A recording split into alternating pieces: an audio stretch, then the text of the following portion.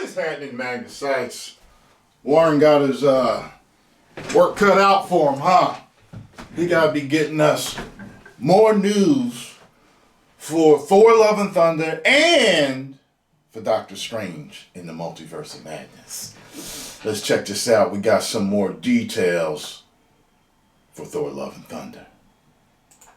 What is going on, everybody? Welcome back to the Cosmic Wonder, where we talk all things Marvel and MCU. I'm your host, Warren Thompson, and yesterday we got the first official teaser trailer for Thor: Love and Thunder, and it did not disappoint. It was worth the wait. In the trailer, we saw the new Thor. We saw him getting in shape after he was Bro Thor in Avengers Endgame. We saw the Guardians of the Galaxy. Like that. We saw Zeus and Olympus, and we got our first look at Jane Foster's The Mighty Thor. However, one person that we did not get a first look at is Gore the God Butcher. That does not look like her in the helmet. By Christian Bale. I saw a few people talking about that right now about why we didn't get our first look at Gore the God Butcher. We know that there were reshoots going on very recently for Thor: Love and Thunder, so maybe those reshoots had to do with Christian Bale's character Gore, and maybe his character wasn't ready to be shown yet, or maybe they're saving this first look for a possible cameo in Moon Knight. After all, Gore is the God Butcher, and gods play a very prominent role in the Moon Knight series, so who knows? But yesterday, Marvel Studios did roll out a new synopsis for the film that does mention Gore the God Butcher, even though we don't see him in the trailer. So let's break down what it says and compare it to what we see in the trailer. We also do have a cool Spider-Man Easter egg to talk about today as well. One relating to Thor: Love and Thunder, and one relating to Doctor Strange in the Multiverse of Madness that gives us signs that perhaps Tobey Maguire's Spider-Man is going to be in the film. So let's get started. Okay. Be sure to subscribe so you don't miss out on any of the latest videos. So this official plot synopsis was released yesterday from Marvel Studios to the press when the trailer and the new poster came out for Thor: Love and Thunder. And here's what it reads. A new trailer and poster are now available for Marvel Studios' Thor: Love and Thunder, offering long-awaited clues to what's in store for the God of Thunder.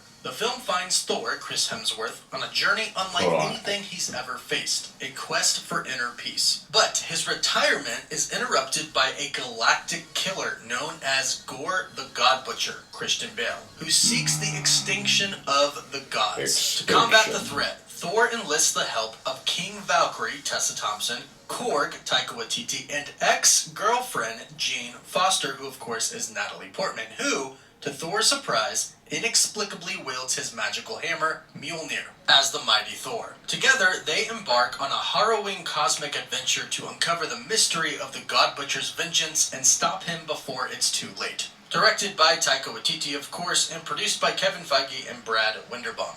Now, what's interesting about this is that they don't really mention the Guardians of the Galaxy in this plot synopsis, even though they were basically almost in the full trailer for Thor: Love and Thunder yesterday. However, it was a teaser trailer, and it looks like they're very much not trying to show us a lot about the movie. They did tease some things, which we'll talk about, but for those who aren't like us, who follow all of this stuff every day, you probably don't know that Christian Bale is going to be playing the villain, and that it's Gore the God Butcher. In fact, there is actually no mention of a villain in the entire trailer. There's only one particular scene that shows us that somebody is out there killing things. But again, it's interesting that they don't mention the Guardians. That makes me believe that everything that we saw in the Thor: Love and Thunder teaser, for the most part, all the parts with the Guardians of the Galaxy, is probably in the first beginning part of the movie. Whether that's a quarter of it or not even a quarter of it, it leads me to believe that they're only in it in the beginning. Thor kind of tries to find himself every time. Guardians of the Galaxy across the galaxy, but then they take off and they leave Thor and Korg, which we saw in the trailer, and they're probably not in the movie anymore. They're off to find Gamora and meet Adam Warlock and do a bunch of stuff that we'll see in Guardians 3. But thanks to the synopsis, we know kind of what happens here. The synopsis says Thor is on a quest for inner peace, and this is most likely the time where he's with the Guardians. People are saying he's always on some damn quest to find himself. Killer known as Gore the God Butcher, who seeks the extinction of the gods. And thanks to this plot synopsis, I think we actually know what a few scenes in the trailer are now. Now, what is a scene that is taken straight from the comics, which I love? It's of Thor and Korg staring at a massive beast who is apparently dead. Now, this actually comes from Thor, God of Thunder, #3 in the comics, and it's actually Gore the God Butcher's debut comic. Now, this beast is actually Falgar the Behemoth, the patron god of the galactic frontier. So this isn't actually a bad being. This isn't a bad beast here. In the trailer, Thor didn't just come across this beast and fight him and kill him. This was actually an old friend of his in the comics. Him and Falgar would come across each other while they were traveling the galaxy. They would cross paths, and they were buddies. Unfortunately, Falgar ends up going missing. And in the comics, and it looks like in the movie as well, Thor is actually the person who comes across him and finds him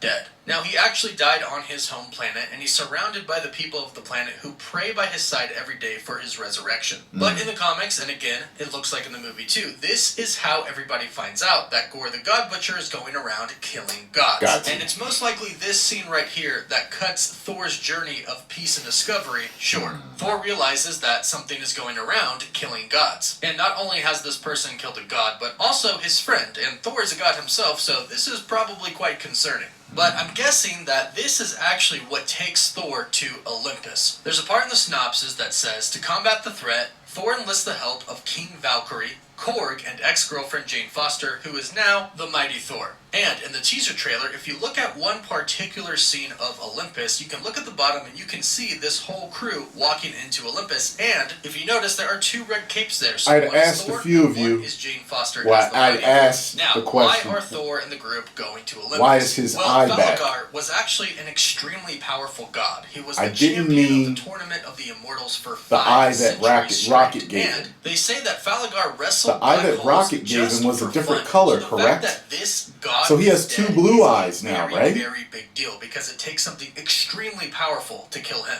Now, we don't really know much. That's what I'm wondering. Did he get his real eye back? Olympus gets connected here. Thor finds Falgar dead, so he goes to Olympus to find out more, and he goes to talk to Zeus, who was teased in this trailer, and we know is going to be played by Russell Crowe. And as we can imagine, from here, Thor is going to bring this to the attention of Zeus, who in his realm is the god of the gods. And we assume that he's going to warn him and seek out information as well. And who knows, maybe he'll join the fight. Because like the synopsis says, Gore the God Butcher is out to make all of the gods extinct. So that's a problem for Zeus as well. So be sure to let me know what you think about all of this. And like I said, we do have some quick little Spider-Man Easter eggs. One of which was spotted in the Thor Love and Thunder trailer and in Spider-Man No Way Home. In Spider-Man No Way Home's first scenes that look back at Mysterio's death, you can see at the bottom of the screen a message saying, political turmoil continues in New Asgard. And this directly connects with a scene that we saw of Valkyrie in the Thor Love and Thunder teaser. Okay. Now in this scene, there's a sign to the right that talks about an energy crisis, but it looks like Tessa Thompson's Valkyrie wants nothing to do with this meeting. It's a very worldly meeting, and she's an Asgardian, now the king of Asgard. So the political turmoil is most likely referring to the fact that the world probably wants some sort of a political connection to Asgard, and Valkyrie wants nothing to do with it. After all, you have to imagine how the people of Earth view the Asgardians. They view them as gods. So it would make sense that that Men in Black then too, would want Asgard on their side as allies. But again, Valkyrie probably wants nothing to do with it.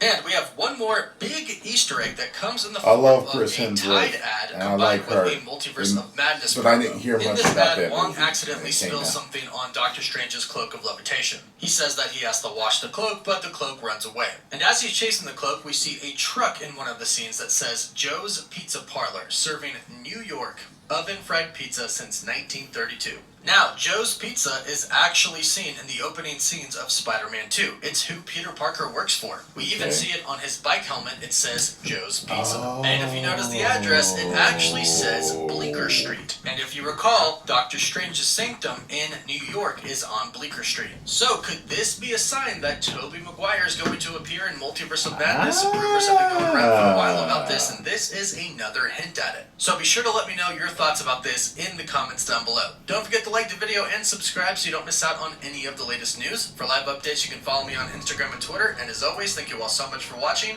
Woof woof. Woof. Thank you very much, Cosmic Wonder, for that knowledge.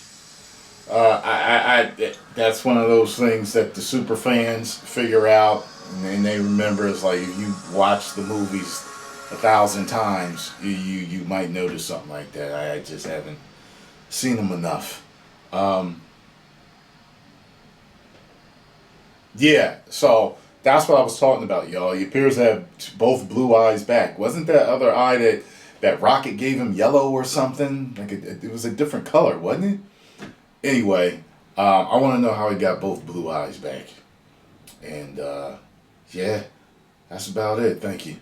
Cosmic Wonder, continue to do your thing and bring us new Easter eggs and rumors on the daily. Post comments down below. Let me know what y'all thought. If you enjoyed my reaction to this news, make sure you hit the like button, subscribe, and share. 10 million subscribers. Woo!